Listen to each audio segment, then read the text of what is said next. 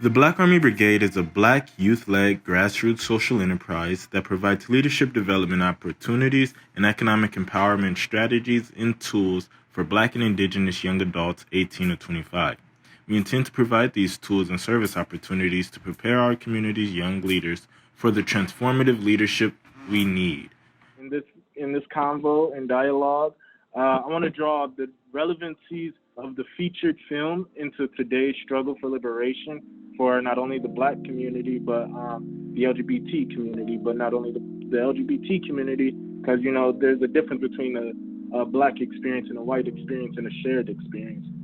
Then I also want to talk about how we can transform the lessons from the past into today's strategic tools for liberation or towards advancement, and then how the film has personally impacted. My name is Essence Batts. I am a team member of Black Civic Network. I'm an educator, father, 3, historian. Victor Hudson. I am a transplant from Louisville, Kentucky.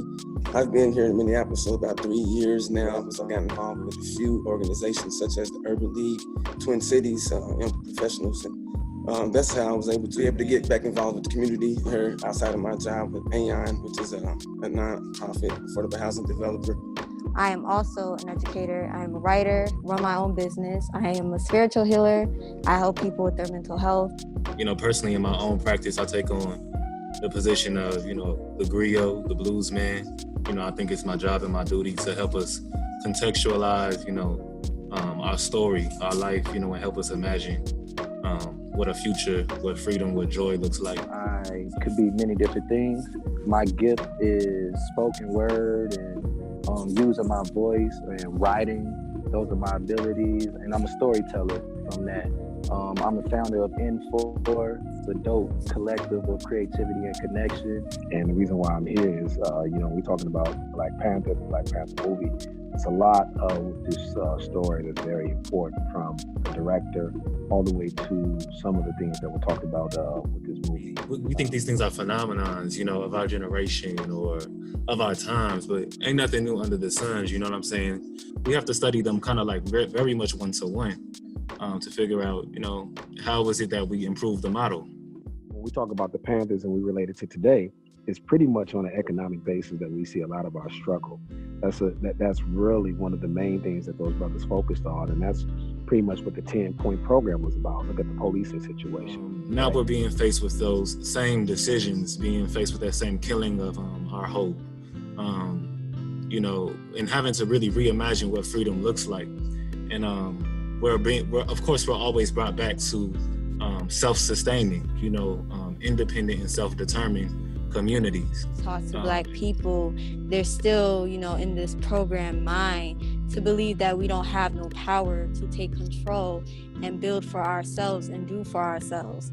When we see that the system is already, you know, putting us in more danger, why continue to still rely? You know, the program mind that, you know, that little program or the workshop downstairs ain't gonna help me, that financial literacy class ain't gonna help me, or that first time homebuyer workshop ain't gonna help me.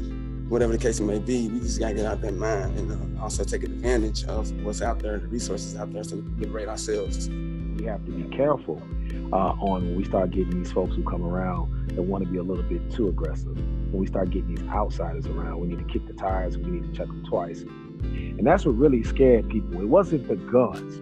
It was the organizing and how they organized. And just, let's be honest, they wasn't flashy, right? Like, they were not flashy. They really had a point, you know, we found ourselves in as a people, coming on the back of Dr. King, who was assassinated for asking for reparations. What are we asking for today? Reparations. Notice how the conversation is one and the same. Also notice how we've lost all the economic gains that we once had coming out of the 90s. So we're dealing with fashion, because we're also dealing with oligarchs, people who are hoarding all of the resources, who are pushing the fascist state.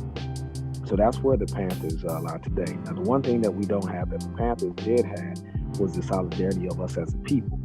You know, we talk so much about letting the youth lead that we dismiss our elders.